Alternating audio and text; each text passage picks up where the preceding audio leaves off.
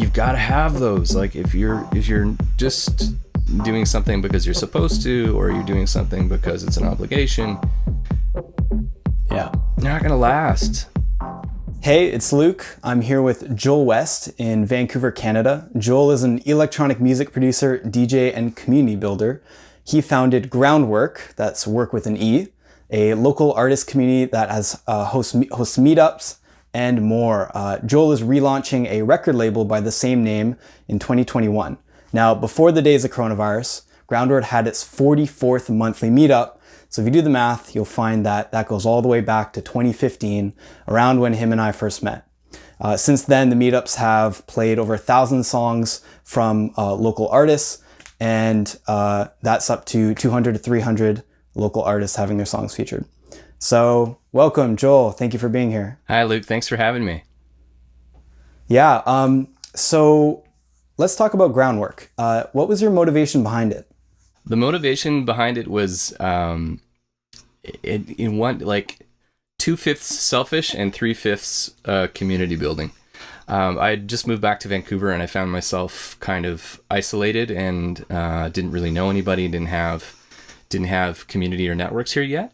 And I just left a small town where my community was very strong, and I was working in all the venues, and I had a radio show, and I was, I didn't pay cover anywhere, and I knew everybody in town, literally. And I left that kind of really warm, welcoming nest, and I moved to Vancouver.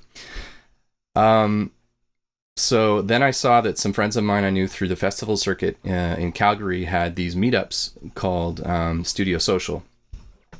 And my contact, one of the founders of that at the time, whose name is Isis Graham, DJs under Asset in Calgary, who's a huge community builder. And at first I was like, well, I really want to go out to these things, and I wish I could go. I wish I could fly to Calgary and take part, because their music was getting better really fast. And I thought that it had something to do with them meeting in person. So eventually I just realized, well, I could start something like that out here. It took me about 6 months. I'm not that smart. Cool. It took me about 6 months to figure that out. So I called Isis Graham up and I said, hey, with your permission, I'd like to do a similar project out here. And she helped me out. We talked for an hour and a half. She gave me blueprints for the first year. So I owe a huge debt of gratitude to her. And it really is something I like to mention a lot, because she helped me out quite a bit. So that was the seed, was like a little bit of loneliness plus, hey, how can I provide something to people like me? Because there must be other people like me in this city. And I realized I was missing, part of what I was missing was the, as a DJ for many, many years, the tradition was to go to the record stores when we were actually playing physical vinyl. And those have disappeared since we've moved online to a great extent. So we no longer have these physical spaces where we meet face to face, because everyone would come in at the same time when the records would come in on Tuesdays or Fridays or whatever the day was in the city. Everybody knew and everybody would show up. And so you'd get a chance to chat with other people, other DJs and other producers. And that space disappeared. So how could I give something back that might replace that social space? That was my big idea behind it. Right, I see. So I imagine going into it, you had those certain forces and needs behind you, pushing you, that showed signs to start it. And then I imagine when you started it, it turned out a little bit different, or looked at least a little bit different than what you might have imagined before. Along that thread, like, how has running the community served you versus how you might have thought it would have served you? How it served me personally, it's given me a chance to engage with leadership, which is something I've done in various facets. I've done quite a bit of teaching and facilitating, teaching improv comedy, actually, because my day job is actually as an actor. So it allowed me to take some strengths I built in other areas of my artistic life and bring those into the electronic music space in a new way, because I host all the events. I curate the songs that are going to get played from the submissions that we get. But I set the tone in the room. I welcome everybody in, and all of that people say they feel very safe at Groundwerk, and they feel like it's very accepting and very non-judgmental and very like just a warm room. And that comes from, I think, setting the tone every time with almost the same speech. Cool. And that comes from the improv world. So it's allowed me to bridge those worlds. And the other thing I think that's been really important, and I can speak for my own experience with this, but really it's impacted. I've heard so many stories of how it's impacted so many other people in the room that I think this is almost a universal experience, was just the networks and connections and friends. Like let's take it beyond business and make it into real impactful relationships. The community and the network and the friends that have gained out of this. And now I'm in a position in Vancouver where I know everybody in town, and I'm back in that comfortable nest, so to speak. So it's brought a lot of relationships and networks, and they extend beyond Vancouver now. They're national and international. Cool. And I don't think I would have had those without developing the confidence that came out of this project.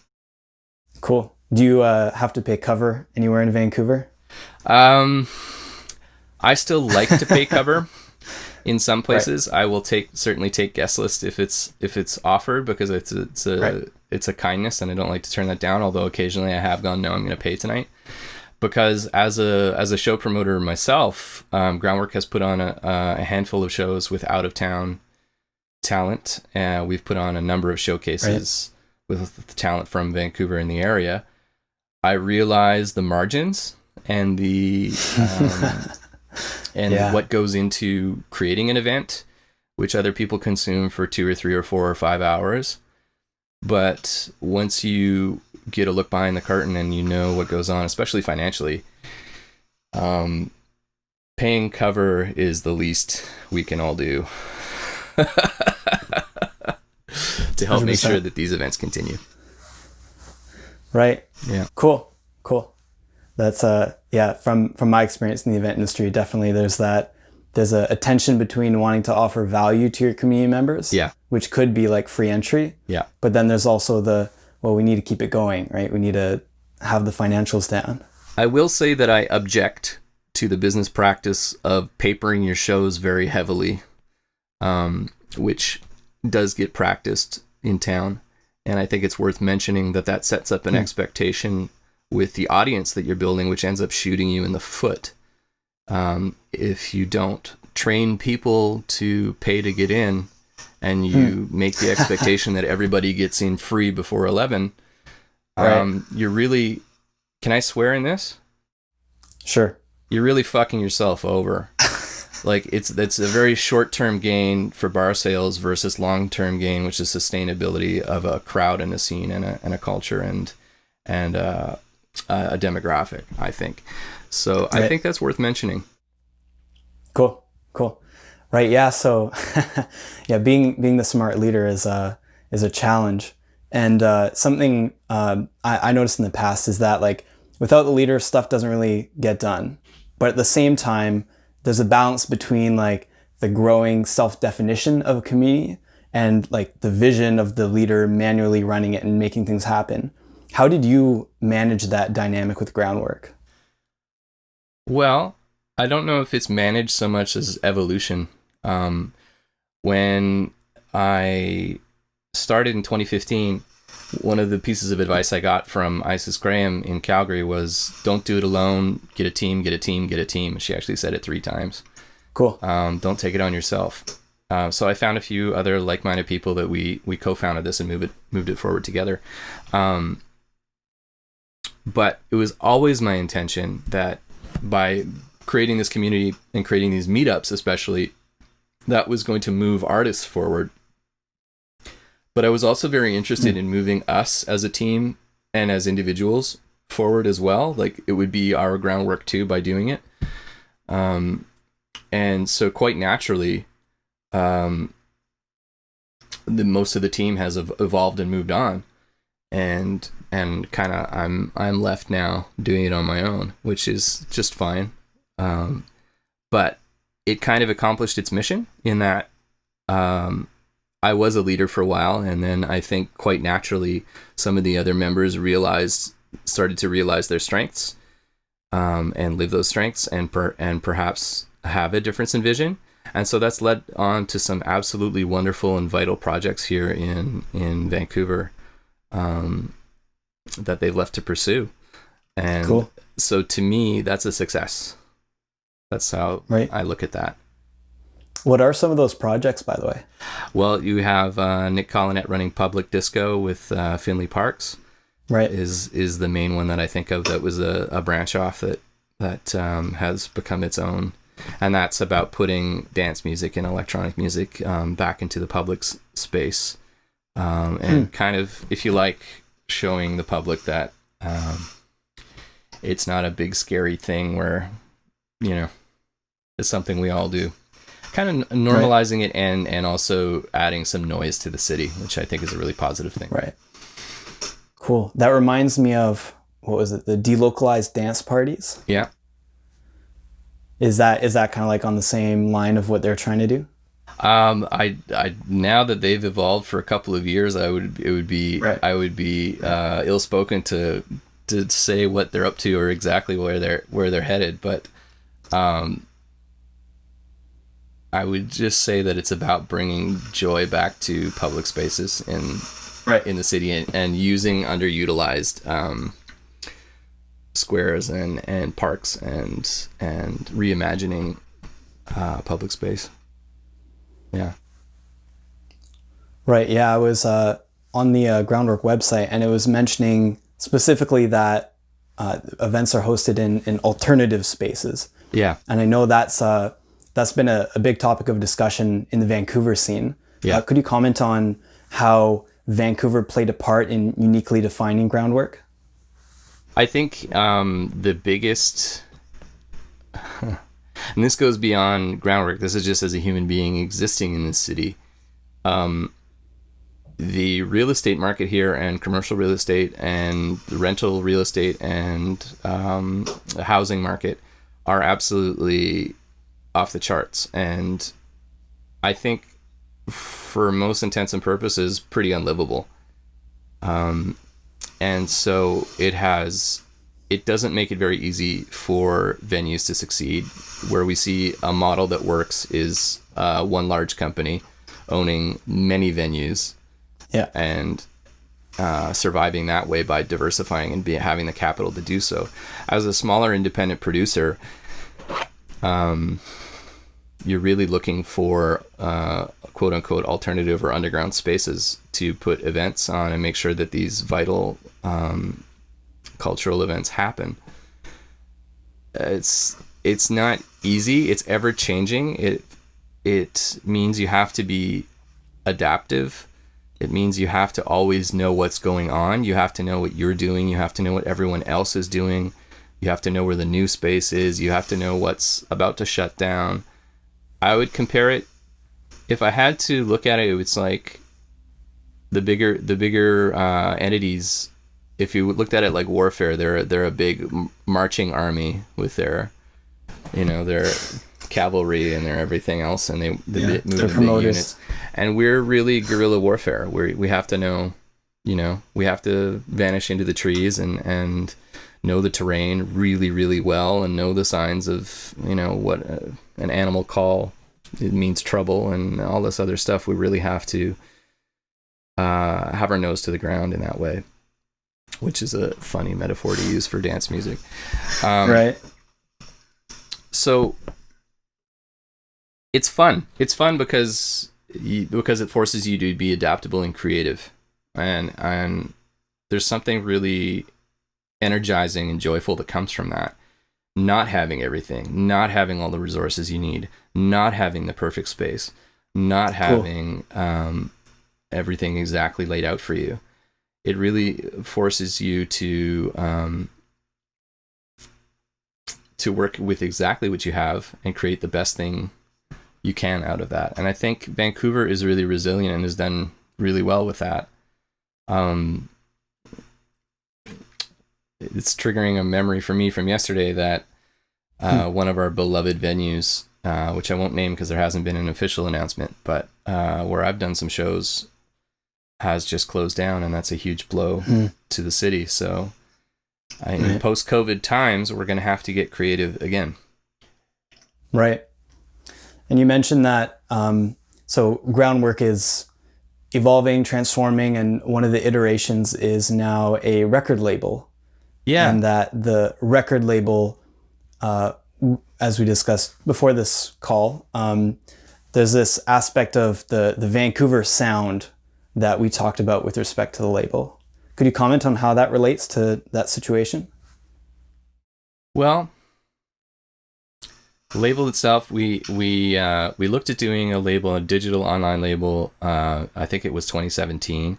Had a few releases, and then it's kind of lain fallow for the last few years because it's always been the last thing.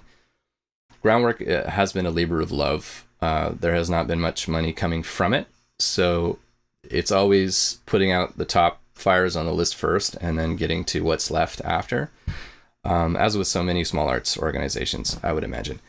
And record label always kind of fell to the last place on the list, and so it kind of lay there for a while. But more recently, it's as I've needed an outlet for a bunch of through doing Groundwerk, my music has got risen to a level, and I have some of the connections that can help me finish it and put together a product that I'm really proud to put out to the world. There's been a need for a place to put that.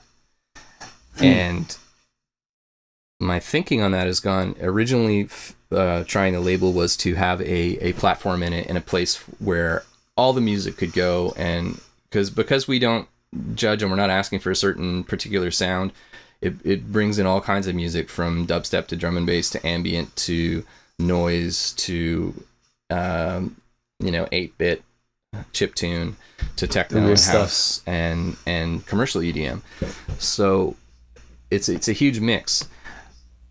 I think that was a challenge in trying to focus a label in the beginning, and since it's not a job that provides directly a living and pay the rent in expensive Vancouver, you really have to feel engaged and believe in it and be fired up about it. And so the way forward with that for me right now is to focus it down to one sound and use the meetups here as our hub and our connector, which I think is where their vitality is, and use the label as a way of connecting what Groundwerk is to the outside world and make it for people maybe far away. Cool. And so looking at doing that in 2021 with launching a vinyl label, and that's all in the works at the moment. So I can't comment too much more on that, but it's a whole bunch of music ready to go as soon as all the bits and pieces fall into place, which they seem to be doing at this point. Cool. Yeah, and I think something else I've kind of taken. I see a whole bunch of people within Groundwerk taking the next steps, and it's within the group there's a smaller core group that is really advancing and moving forward and doing the things that they need to do for their career. But Groundwerk itself doesn't have like a breakout star or it doesn't have that for people to look to yet. Or someone who, we've had a lot of keynote speakers and people who've come in who have had success outside of Vancouver or touring or whatever, and they're great models, and we're so thankful to have had them. But from within the community, I don't know that we have that kind of have that kind of connection, viral success. To the big global music industry. So we'll see. That's kind of what I would like to connect that dot. Right. And you mentioned that for a Vancouver sound or like a local sound, it would require actually having someone like that to retroactively identify it within the music they originally made. Yeah. Now Vancouver sound is can be a very controversial label. There are people from here who are touring and are global and are out of this market, and I think of immediately, or at least from BC in this area, if not directly from Vancouver. I'm not totally sure on all of them, but I think of the Funk Hunters, I think of Jay Tripwire. These are people I know of who are from here, the area, and connecting with a much bigger market. But their sounds are very, very different, and neither one would play the other's music, even though they might enjoy it. So, and the other thing is within festival culture being such a big part of the BC and Western Canada electronic music experience. Bass music has a huge part of dubstep and glitch hop and halftime and all that has a huge part of what could be defined as the Vancouver sound or the West Coast sound. Right. So it's a really tricky thing to nail down. As with anything, it evolves over time. I would like to put a stamp.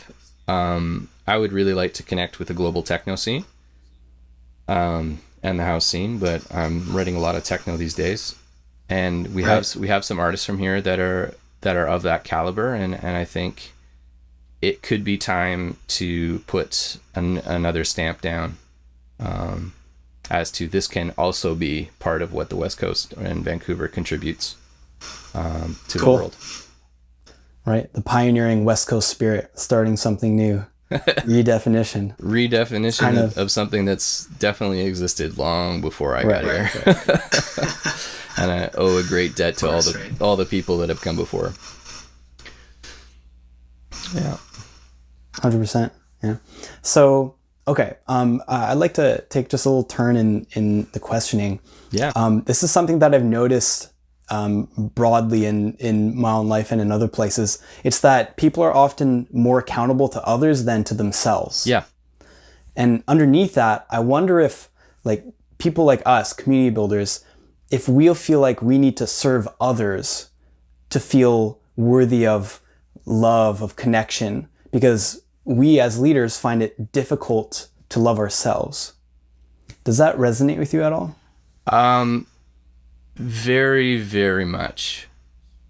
I think so. I've just redone a book and a process called The Artist's Way, and it talks a lot about shadow careers and creative blocks and how we block ourselves. And so I think in one sense, Groundwerk took a lot of time and energy in the first 2.5 years, I would say. It's a little easier to manage now, but it took a lot of thought and a lot of creativity in those times. And there was a lot going on. And so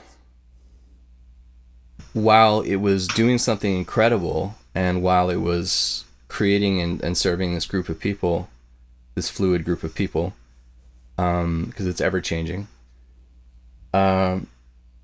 it could be looked on almost as a shadow career. It's like, well, I'm spending all this time and energy doing this, but I'm not actually writing the music for this meetup that I'm hosting for people. So I'm not keeping up with what everyone else is getting out of it. I'm spending my A-game energy creating this thing that other people are benefiting from and creating relationships within. And I'm not DJing or writing music or moving forward in that way at the same pace. It felt like. So this is not... along with all that, there was all the joy and what I was also getting out of it personally. If we're looking at it, very narrowly through that lens right now, what does Joel get out of it? But I think there was a small case of me hiding within the work and not wanting to share the music I was writing very broadly, not wanting to release it, certainly. And especially since COVID hit in March and we shut down here in Canada, or at least in the West Coast in British Columbia, our province, a lot of that has changed. It's given me, this has all been on pause, and the meetups have been on pause, and I'm now, I have a slew of releases coming out this fall. almost more than I can keep up with. And it's time to show all that work. And it's time to, there was a kind of a bit of a mentality with us working on it, that the group and the community and all that should always come first, and it shouldn't be about us. And I'm also starting to realize that now this is also about me, and that's okay. Because I think through modeling that, through showing that, and through doing the work and putting the work out there, and with whatever comes of it, that creates another valuable person within the community, another valuable community member. It just increases the depth of that value of what I can bring to other people when we're together in those meetups. So I don't see there being anything wrong with that. Almost like it was a prideful thing to try and move forward myself, and now I don't look at it that way anymore. Our tagline for Groundwerk is art over ego. And that's even evolving for me, where I think there can be a very healthy balance of both. I think balance. I'll replace the word ego with confidence. You talked about, that we like to be leaders for others because maybe our relationship with ourselves isn't maybe what it could be. I would definitely say that I've filled the gap in feeling imposter syndrome as an artist, as a producer, as a DJ. I've filled the gap, the imposter syndrome pit, by being an effective and liked leader. But that, which is great and a necessary role, but doesn't fulfill the artist part of me, the inner child that's clamoring to make a lot of loud noise in a dark room and get people shaking. It's a bit of avoiding that in a way. So it's time for me. I've decided it's really time to try and take that on and see what comes of that. Hopefully lots. But I don't think I would be who I am without having had the experience of going through Groundwerk and creating that and connecting with all those other people around this creative act that we all do and antagonize over. Right. So is Groundwerk, the label, being more defined in a sphere that is something maybe more energizing for you, a genre that you're interested in? First of all, it had to be niched down. And if you had to pick anything, I guess it makes sense to pick something that feeds you. Well, again, if I'm doing it for the love, it has to be something that gives me fire, and that's selfish in a way. That is not to talk down or to denigrate anyone else's art or anyone else's sound or anyone else's genre, because there's so much wonderful music being made here in this region that is outside of the genre that I'm choosing to put forward in this way. So I need to add that caveat. Like, it's very important. It's not to look down on anyone else's work or sound. Oh God, you should hear some of the drum and bass that one of my friends is making. Like, it's heartbreakingly good. Some of the bass music that and some of the more like vocal driven house music that, there's just so much good music here. But I've looked at the efficacy of kind of general catch-all labels that put out a whole bunch of different sounds versus a label that focuses. And it seems like the labels that focus have not an easier road of it, but they tend to break through.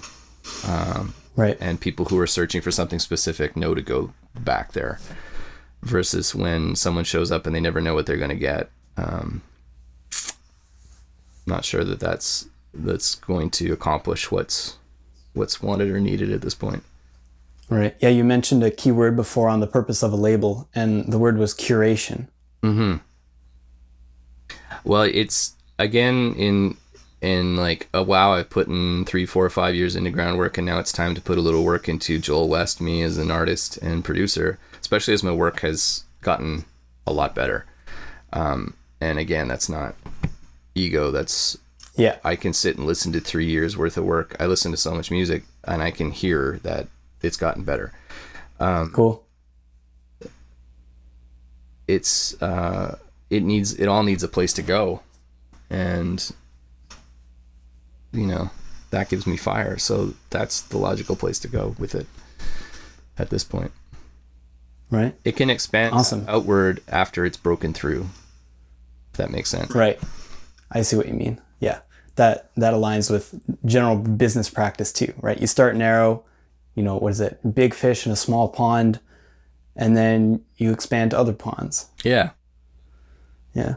Right. And I guess so there's the idea of the balance between helping others, helping yourself, but there's also like a symbiosis there. Like the more that the Groundwerk, the community developed, the more that it fed you, the more that you served it, the more that turned back around and supported you with those connections, with working on your music too. So it's almost like everyone, what is it? The rising tide lifts all the boats. Yeah. That was definitely a quote that has stuck around the office, so to speak. And still does. Right. And I really, even as I shift the perspective I have on it a little bit, and I'm getting a little bit more quote unquote selfish, I would say positively selfish. Because I think there's both negative and positive selfishness. It allows me to give more by making this turn. I lost my train of thought. It's right there. Can you repeat the last little section of your question there? Right. Symbiosis, rising tide, everyone gets risen up. Yeah. So everything that happens for me and continues to happen for me is relationships. Like, and connection. And they don't even have to be, they can be from really good friends, or they can be from people who are acquaintances, but it's all through people and putting yourself out there in a way that people are receptive to. It doesn't mean not be yourself. I think you need to be authentic, but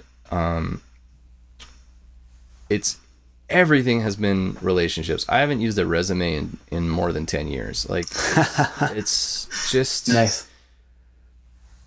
Huh. And through providing a place for people to develop that themselves, those definitely came to me a little quicker, I think, here for this region. And I'm starting to branch those out, beyond Vancouver and beyond Canada. I went to ADE 2 years ago and met a whole bunch of people on a very significant techno label there, and I keep in touch with a number of them, and I send them my work. Cool. And I keep touch base. And so I'm trying to, these relationships are really what drive everything. And sometimes they work out. I booked some artists that come here and they come and they play the gig and thank you very much and see you, and right. And we never talk again. And I book other artists and all of a sudden we're almost the best of friends, and one of them does my mastering now, and it's just all through whether or not you click and the connections right. you make. Totally. And there's a big importance to surrounding yourself with the people who you see as having parts that you'd like to become too. Say like they're in the place in life that you'd like to be in 10 years. That's a valuable person to have rub off on you. Absolutely. And to me, it's not cavalier or Machiavellian in any way. It's not like using this person. I actually have to really connect with the person and like the person to have that relationship in the first place. It's kind of like running the label. If it doesn't light a fire, it's not something I really want to do anyway. So I'm not going to pursue that just out of benefit. They're real authentic relationships, and I think that's really important. But a quote that came to me in the last 6 months or so, and I wish I could remember the person who I got it from, was talking about always having one hand reaching up, and then one hand reaching up in front of you, and one hand reaching down behind you. And it's like you keep those connections, those relationships with, like you said, the people who are maybe 5 years on from where you'd like to be. And you get those friendships and those relationships pull you along, and they pull you up. And then if you've got a hand behind you as well, you're pulling up the next person, and you have that function. And I learned just as much from both ends of that.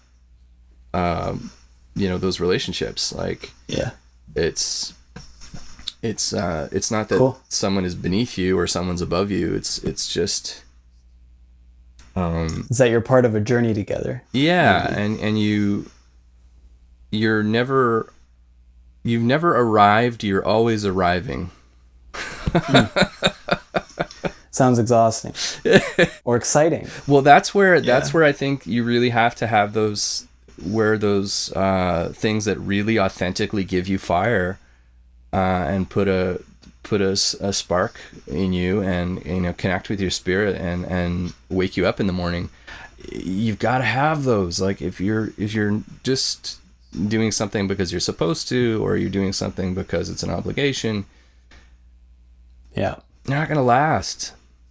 So to me, it's really important to, whatever that thing is, or whatever those things are, is to first be able to identify them and really know that they're yours and not someone else's dream, and not your parents' dream, or not your brother's dream, or your sister's dream, or your partner's dream, your boyfriend or girlfriend's dream, but something that's yours, and use that to accomplish what needs to be done when the payoffs aren't obvious.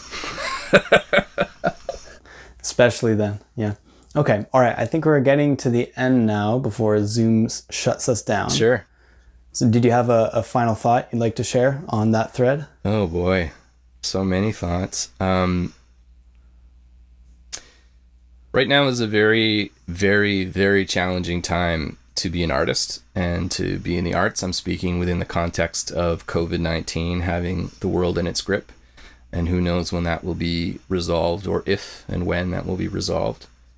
Nightlife seems to be a very last thought, and a last thing to open, although globally we are seeing some help in different countries where they are supporting their nightlife financially a little better. So if you have friends that are living the artist life and choosing that, please just don't look down on them for doing so, whatever stages of their career they're at. A lot of them will be going through a hard time. I think we're all going to have to get very creative in weathering this out. But especially during this time, and again, I'm paraphrasing something that I saw, you're coming home from COVID, perhaps you're watching 4 hours of Netflix, you're listening to radio in your car on the way to and from work, or whatever, something in your AirPods on the way to wherever you're going, or passing the time at home right now. And all of this art comes from somewhere. And so to honor and to respect people who choose the artist life, whether or not they're quote unquote conventionally successful yet, the time and the work put in before becoming conventionally successful is a very important part of an artist process and the life cycle of an artist. So if you have friends that are choosing that path, just don't look down on them, respect them, honor them, because the stages of that journey are necessary, and those people, as we all know, are very necessary to our lives, especially with music. So that's just something I would ask anybody who's taken the time to get this far watching, and thank you. Right, and thank you for everyone that made it this far. The secret Easter egg is me telling you that you can find out more about Groundwerk in the links below. Please comment, subscribe, all that stuff. And thank you all for watching. Thanks, Luke. And thank you, Joel, for being on here, of course.